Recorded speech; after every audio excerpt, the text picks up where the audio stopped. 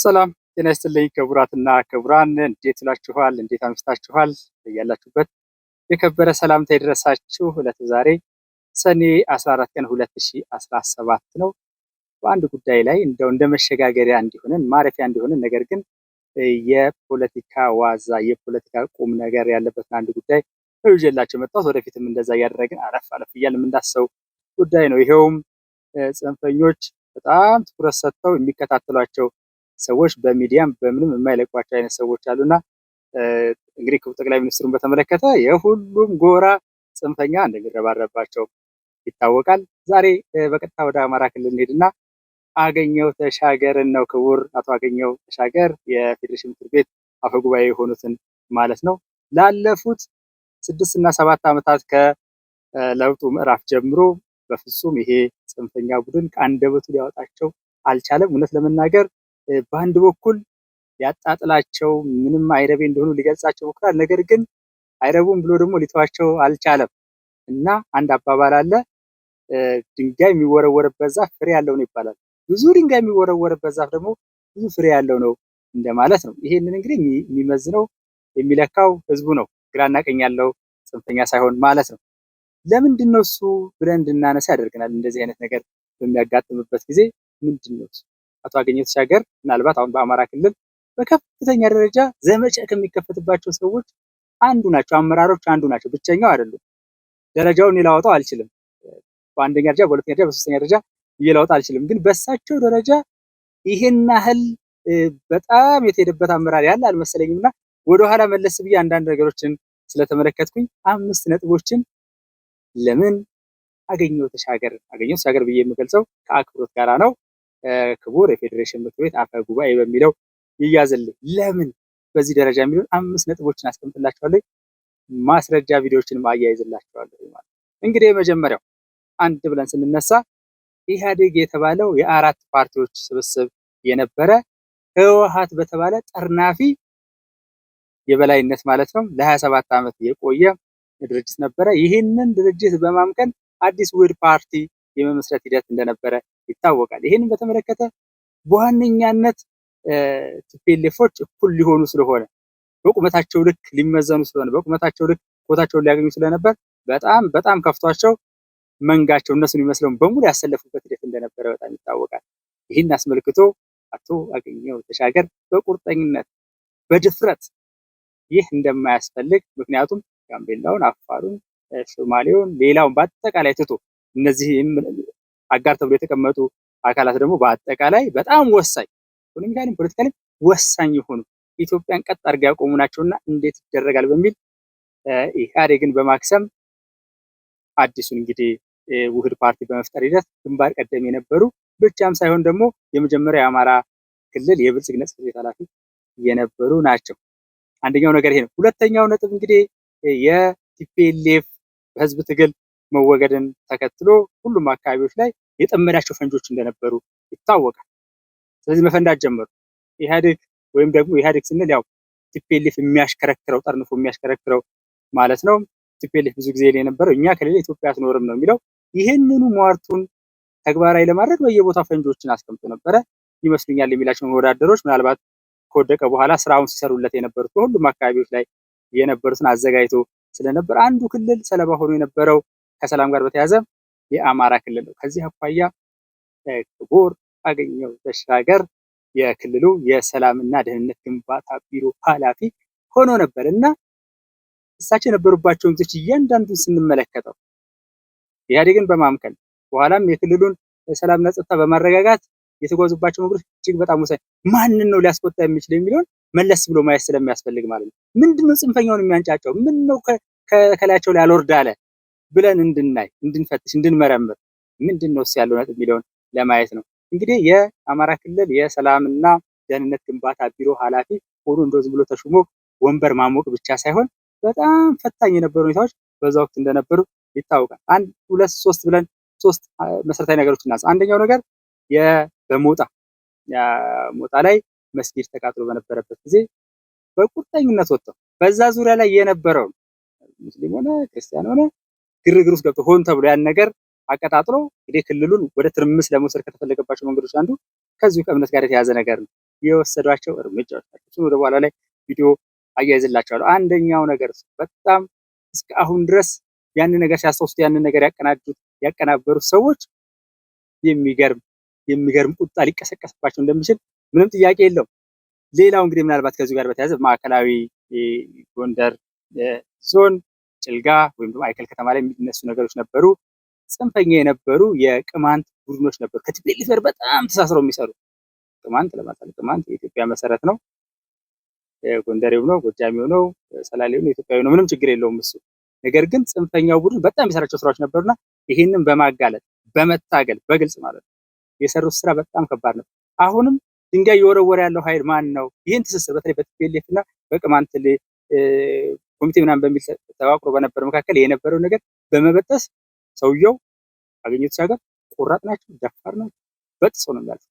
ምሁርም ናቸው በነገራችን እና ጽንፈኛው ሊያጣጥላቸው ወደ ጎን ሊያደርጋቸው ምንም አይረብ የሌላቸው ሞክራል። ደግሞ አይቷቸው እንደዛ ብሎ ይከተላቸዋል እስካሁን ድረስ ማለት ነው።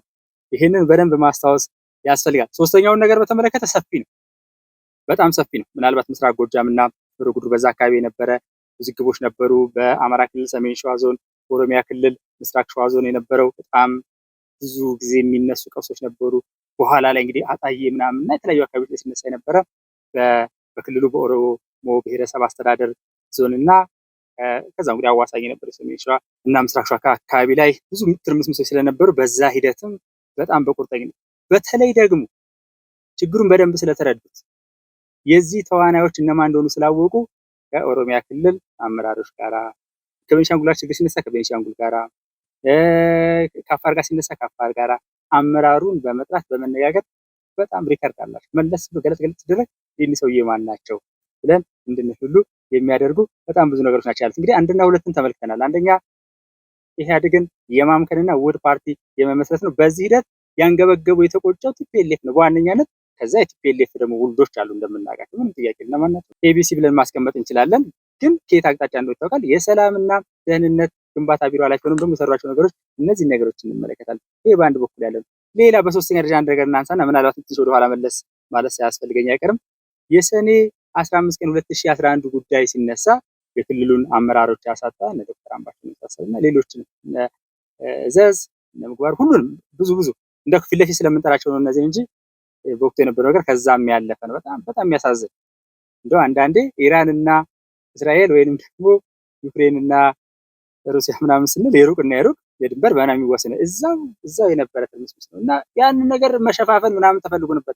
በጣም ብዙ ጨዋታ ነበር። እሳቸው በድፍረት በወቅቱ መነሻው ማን እንደሆነ ምን እንደሆነ ምናልባት ነፍስሄር አሴ በነበረበት ጊዜ ሳምነው ማለት ነው የእስር ቤት ዘመን ወዳጄ ያው እንግዲህ ብዙ ነገሮች ሆነዋል። አሁን እዛ ላይ ብዙ አልሄድበትም። ነገር ግን በነበረበት መድረክ ጭምር በድፍረት ሲናገሩ ነበር የነበረውን ነገር እና ቁጭ እንደወረደ በመናገር ይህም ብቻ ሳይሆን ከዛ በኋላ በነበረው ሂደት 1 2 3 4 ብሎ አስቀምጠው ውርደትን ያተረፍነው እርስ በርስ መተረማመስና መገዳደል ምናምን ብቻ ሳይሆን ከዛ በኋላ ደግሞ ምናልባት በነገራችን ላይ በጣም ከባድ የሆነ ምዕራፍ ነው ያ።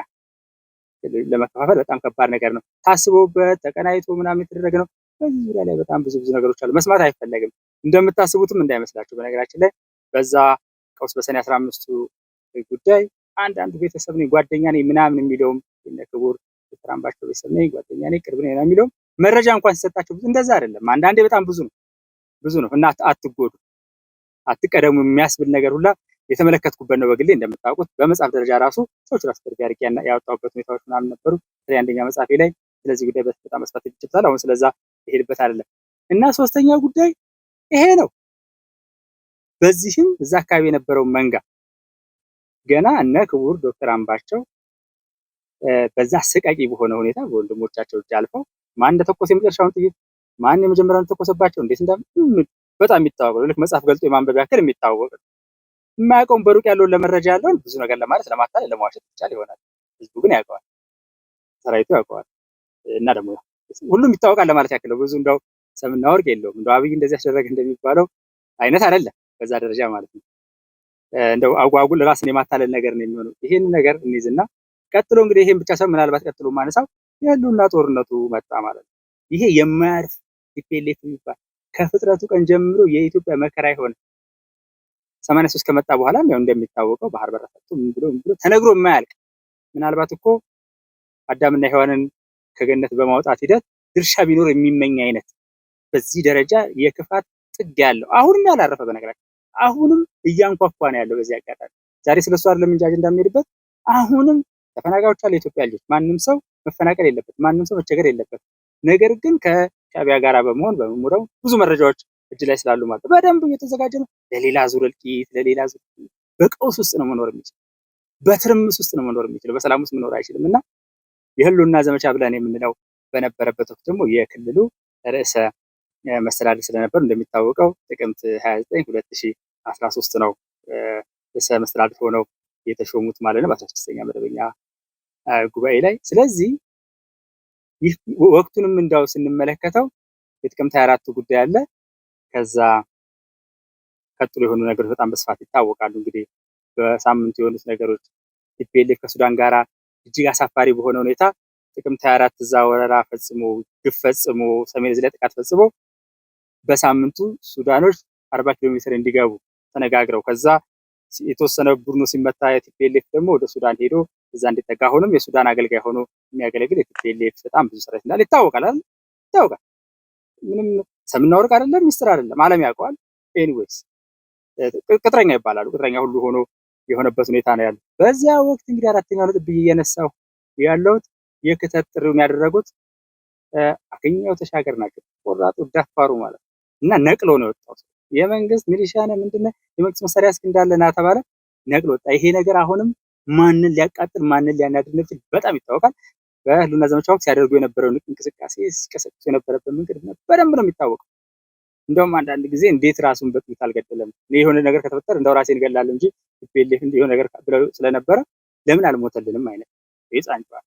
ምክንያቱም አልቻሏቸው የወረውሩት አሁን በቅርብ ቀን ደግሞ እነሱ ስላልቻሉ አዎ በቃ በብርስ በሄሊኮፕተር አድርገው ምናምን በቃ የለም በቃ የሚል ጨዋታ ደግሞ ተከፍቷል ማለት ነው።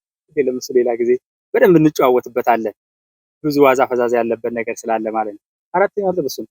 አምስተኛው ከጦርነቱ ማግስት ምንድነው የሆነው? ጦርነቱ የተካሄደው አንደኛ ሰሜን ዕዝ ስለተጠቃ፣ ሰሜን ዕዝ ማጥቃት ብቻ ሳይሆን ደግሞ መከላከያውን በማጥቃት ኢትዮጵያን ማፍረስ ነው። መከላከያው ከሌለ ምን እንደምትል ታውቃለህ። ሰሜን ዕዝ ደግሞ ትልቁ መከላከያ ሰራዊቱ እንግዲህ ጦር ኃይሎች የምንለው የጦር ኃይሎች ሲባል አየር ኃይሉ፣ ምድር ኃይሉ፣ ባህር ኃይሉ፣ ፎርሱና የመሳሰሉት በአጠቃላይ ለማለት ያክል ነው።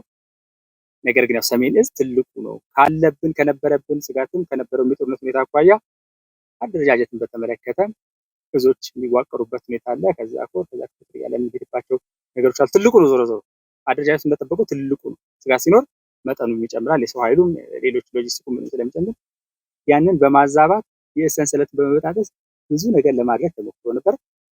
ክልሉን በአማራ ክልልና በአፋር ላይ የነበረው ነገር በጣም ይታወቃል። በተለይ የአማራ ክልል ላይ ብዙ ወደ 4 ትምህርት ቤቶች ወደሙበት፣ የጤና ኬላዎች፣ አስነዋሪ አጸያፊ ነገሮች ተፈጸሙበት ነውና ይህ ብቻ እኮ አይደለም። በዚህ ብቻ እኮ የሚያበቃ ነገር አይደለም። ኢትዮጵያን ለማፍረስ የተሄደ ነገር ነበርና ያንን ለማቆም ነው ተሄዶ የነበረው እና እኛ ሄድነው የታገልነው የተዋጋነው እኛ ፈልገን ሄደን ቲፒኤልኤፍ መተን የሆነ ርስታችንን ለማረጋገጥ ለማስከበር አይደለም የሚል የተዋጋነው ርስት ለማስመለስ ሳይሆን ማንነታችን ለማስከበር ነው በሚለው ንግግራቸው ደግሞ የጽንፈኛውና ለግርግር ኳስ የሚያጣውና የሚቀባበለውን ዱላ በጣም ብዙ ነገር የሆነበት ነው። በነገራችን ላይ ቅድም ያነሳሁት ከዚህ ከቅማንት ጋር በተያያዘ ጨዋታው ይታወቃል አለ በመተማ አድርጎ እስከ ሱዳን በጎንደር ምናምን አድርጎ የመዝጋት ድንበሩን የመዝጋት ነገር ነበር። ወያኔ አይበቃውም ምን የባህር በር ማሳጠቱ በዚህ በሚል በኩል ለመዝጋት ይፈልግ ነበር፣ በዛ በኩል ለመዝጋት ይፈልግ ነበር። ነገር ግን የኢትዮጵያ ልጆች አቅሞታል፣ ተከላክለውታልና ይሄ ነው ሊተዋቸው ለምንድን ነው ያልቻለው? ምንድነው እሱ? ምን የተለየ ነገር አለ? በቃ ከናቃቸው እንደሚያጣጥላቸው ፌስቡክ ላይ ለምን አይረሳቸውም ብለን እንዳንል እንደሚረሱ ሰው አይደለም። የጉሮሮ አጥንት ናቸው ሰው ብዙ እኮ እየተንሸራተተ ወድቋል መንገድ ላይ ምን ብሏል። ነገር ግን ቀጥለዋል።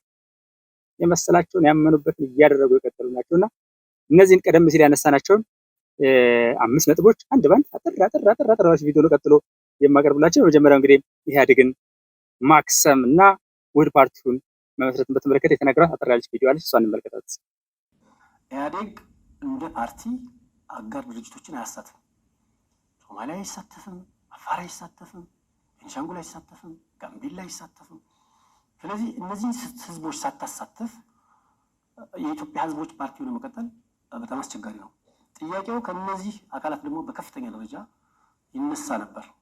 ፕራክቲካሊ ግን በኢትዮጵያ ፖለቲካ ውስጥ እነዚህ አካባቢዎች ከፍተኛ አስተዋጽኦ ያደርጉ ያሉ አካባቢዎች ናቸው። አባላት ተወያይተዋል፣ ማዕከላዊ ኮሚቴ ተወያይተዋል፣ በርካታ ምሁራን አስተያየት ሰጠውበታል፣ ጥናት ተጠንቷል፣ የሀገሮች ተሞክሮ ተወስዷል። በዚህ መሰረት የተሄደ ስለሆነ እነኚህ ስራዎች ተሰርተው ነው በቀጥታ ወደ ኢህአዴግ ስራ አስፈጻሚ ኮሚቴ የመጣው።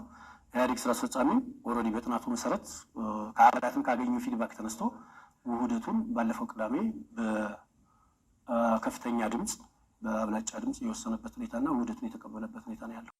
ሁለተኛው እንግዲህ የሰላምና ጸጥታ የሰላምና ደህንነት ግንባታ ቢሮ ኃላፊ ሆነው በነበረበት ወቅት ሞጣ ላይ ስለነበረው የመስጊድ መቃጠል የወሰዷቸውን እርምጃዎችና ያደረጓትን ንግድ ደግሞ አጠር ያለች ክፍል ማሳያ ስለሆነ እሷን ደግሞ አይተንም። ምርመራ በሱም ላይ የምናጣራበት በኃላፊነት የምንጠይቀው ሆን ብሎ ወንጀል ሲፈጸም ኢንቴንሽናሊ አስቦ የተንቀሳቀሰ ኃይል ግን የፖለቲካ አመራርም ይሁን የጸጥታ አመራር እርምጃ እንወስዳለን፣ ምርመራ እናጣራበታለን። ጠቁም፣ ከከንቲባው ጀምሮ ጠቁም። ችግር ካለ መርማሪ ቡድን አስገብተናል። የክልል መርማሪ ቡድን አስገብተናል። የዞን መርማሪ ቡድን፣ ገለልተኛ መርማሪ ቡድን ያስገባ ነው። ፖሊስ ተጠርጣሪ ይዘናል፣ እያያዝን ነው። አሁን ተጠርጣሪ ለምን ተያዘ ብሎ የሚንቀሳቀስ ኃይል ካለ እርምጃ እንወስዳለን። አሁን ደግሞ ቀደም ሲል አንስቼ የነበረውን የዚህ የሰኔ 15 2011ን ጉዳይ በድፍረት በግልጽ ይሄ ነው። ማንንም ለማስደሰት አይደለም፣ ማንንም ለማስከፋት አይደለም። 4 ሲደመር 4 8 ነው ሊሆን የሚችለው። 4 ሲደመር 4 12 ነው ለሚሉት፣ 4 ሲደመር 4 6 ነው ለሚሉት ወገብ የሚቆርጥ ምላሽ ያደረጉብን። እሷን ደግሞ እናዳምጣት። ሰኔ 15 ውጤት ነው። ሰኔ 15 ዝም ብሎ ብድግ ያለ አይደለም። አገራዊ ለውጡ ከገጠሙት ፈተናዎች ውስጥ አንዱ ሰኔ 15 ነው። አገራዊ ለውጡን ለማደናቀፍ ስራዬ ተብሎ ከተሰሩ ስራዎች ውስጥ አንዱ ሰኔ 15 የገጠመው ችግር ነው። እንደሚታወቀው የአማራ ብሔርተኝነት ጫፍ የደረሰበትና የአማራ ብሔርተኝነት የተሻለ ደረጃ የደረሰበት ዘመን ባለፉት 2 ዓመታት ነበር። የአማራ ብሔርተኝነት ጫፍ ረግጦ ጽንፈኝነት ላይ ወጥቶ በተለይም የጸጥታ መዋቅራችን አካባቢ ይስተዋል የነበረው ቅጥ ያጣ እንቅስቃሴ የፈጠረው ችግር ነው። ስለዚህ ሄዶ ሰኔ 15 መሪዎቻችን ያሳጣል። እንደ አማራ ሕዝብ አንገታችን የደፋንበት፣ መሪዎቻችን እንደ መሪ ያጣንበት፣ በሀገራችን ታሪክም ሆኖ የማያውቅ ችግር ያጋጠመን ወቅት ጊዜ ማለት ሰኔ 15 ነው። ከሰኔ 15 ቀጥሎ ክልላችን እንዲተራመስ የማድረግ ፍላጎት ያላቸው ኃይሎች ከውጭም ከውስጥ የተረባረቡበት ዘመን ነው የነበረው እንደምታውቁት። ነገር ግን ከሰኔ 15 በኋላ አመራሩ በወሰደው አክሽን በወሰደው አጠቃላይ ብልሃት ያለው ሊደርሺፕ ብልሃት ያለው አመራር ችግሮች እንዳይፈጠሩ ሰርተናል። አሁን ላለንበት የተረጋጋ ክልላዊ ሁኔታ ተፈጥሯል። ሰኔ 15 ከፍተኛ የጎጠኝነት ችግር እንዲፈጠር ጠባሳ ጥሎ ያለፈ ነው። ከዚህ አንጻር በዚህ ጉዳይ ላይ የተሳተፉ ሰዎችን በሕግ የመጠየቅ ፍትህ እንዲገኝ የማድረግ ስራ መስራት መቻል አለበት። እዛ ውጭ ግን ለአንድነታችን መላላት ግን ምክንያት ሊሆን አይገባም። እነዚህ እርስ በራሳቸው የሚገዳደሉ እነዚህ ከተገዳደሉም በኋላ እርስ በራሳቸው ተከፋፍለው የሚዋጉ ማይረቡ ከነሱ ምን እንማራለን እንዲለን እያደረግነው ነው። ሰው ለተመልካቻችን አሳፋሪ ነገር እያስተላለፍን ነው ያለነው። አራተኛው እንግዲህ የክተት ጥሪው ነው። የክተት ጥሪውን ከጥሪው በኋላ የመጣውን ነቅሎ የመጣውን ታውቃላችሁ። ጥሪውን ባደረጉበት ወቅት ግን ያደረጓት ንግድ ደግሞ ስናቀም የአማራን ሕዝብ እንደ ሕዝብ ለማዋረድ ለማጥፋት እና ኢትዮጵያ ለማፍረስ ይህን ጦርነት መከላከያችንና ልዩ ኃይላችን ሚሊሻችን እየተፋለሙ ነው። በአሁኑ ሰዓት ከፍተኛ ፊልማ እያደረጉ ነው ያሉት። በክልል ውስጥ የሚገኝ ማናቸውም የመንግስት የጦር መሳሪያ የታጠቀ ኃይል በክልላችን የሚገኝ የመንግስትን የጦር መሳሪያ የታጠቀ ሚሊሻ ያልሆነ በሙሉ በክልላችን ውስጥ የሚገኝ የግል ጦር መሳሪያ የታጠቀ በሙሉ በክልላችን ውስጥ በሁሉም ቀበሌዎች የሚገኝ አካላዊ ሁኔታው ለግዳጅ ብቁ የሆነ ለጦርነት ብቁ የሆነ ወጣት በሙሉ ከነገ ጀምሮ በሁሉም የወረዳ ማዕከል እንዲከትብ ይህ የክተት ጥሪ ተላልፏል። እንግዲህ የመጨረሻው ጉዳይ ከዚህ ከህልውና ዘመቻው በኋላ ኢትዮጵያ ካሸነፈች በኋላ ጦርነቱን አስመልክቶ ጦርነቱን ያደረግነው ለክብራችን ለኢትዮጵያን ለመጠበቅ ነው እንጂ ተነስተን ሄደን የሆነ ቦታ ደስታለን እንበላለን ብለን ያደረግነው ስላልሆነ በህግ አግባብ ነው የሚፈታው የሚል ህጋዊነት ህገ መንግስታዊነት ቃል የሰጡበት ብለ እሷን ደግሞ እንመልከታለን። ጦርነቱ የግፋን ጦርነት ነው፣ የፍትህ ጦርነት ነው። ጦርነቱ ስለተገፋን ነው። እኛ ወያኔን ለማጥቃት ባለን ፍላጎት አይደለም። መታወቅ ያለበት ነገር ይሄ ነው። አንዳንዶቻችሁ ርስት ለማስመለስ ትሉናላችሁ። እኛ ርስት ፍለጋ አልሄድንም። እኛ መሬት ፍለጋ አልሄድንም። እኛ የተቀማነውን ማንነታችንን ልናስመልስ ነው የተዋጋ ነው።